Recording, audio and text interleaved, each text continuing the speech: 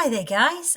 This is your professional practice written assessment that you will be completing online at home, or even the Arcoati, wherever you want to be, wherever you're most comfortable.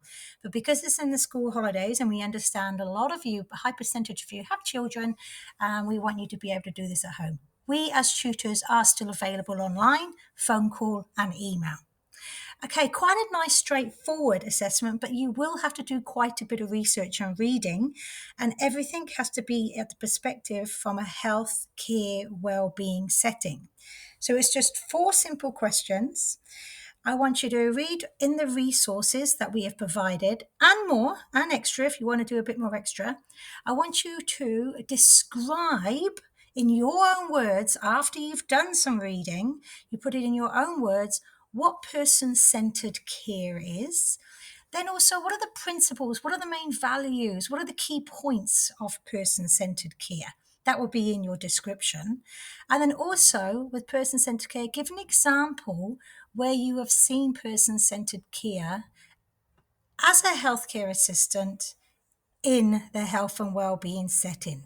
So an example of person-centered care that you would possibly do as a healthcare assistant in a health setting, or an example of person-centered care that you have seen and witnessed and observed within a healthcare setting. Okay, so keeping to those three key points, that's what we want you to do with all four headings. So again, cultural awareness. First of all, I want you to describe in your own words what cultural awareness is.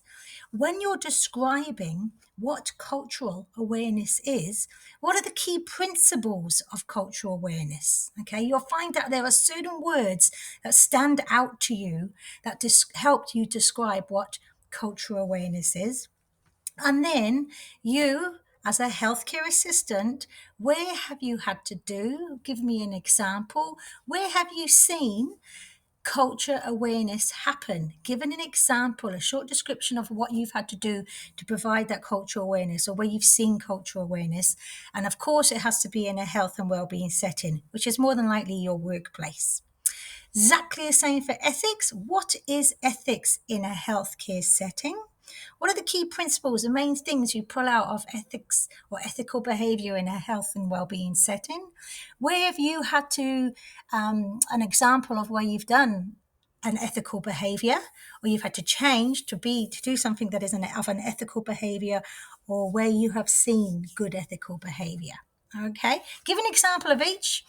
And the same with advocacy. What is, first of all, describe what advocacy is, also what self-advocacy is as well. So there's advocacy where you advocate for someone else and why, and where you've advocated for yourself and why. This has all got to be relevant to a healthcare setting. So what are the values? What does it mean? And then an example of advocacy. Okay, you can just give one example, whether you do an example of self-advocacy in a health and well-being setting, or an example where you've had to advocate for someone in a health and well-being setting because they can't actually possibly talk for themselves, or they are known. Now, we've got lots of resources on Moodle. You'll find them there, a few little readings, a few little videos, but also they are links. So find the links that you use and what you read. Make sure you put that in your referencing below. And if you found any more information, please copy the links if you've used the internet and paste them on your referencing below as well. Hope this makes sense. If it doesn't, you can email any of your tutors and they will be able to give you some feedback. Okay, have fun and go hard.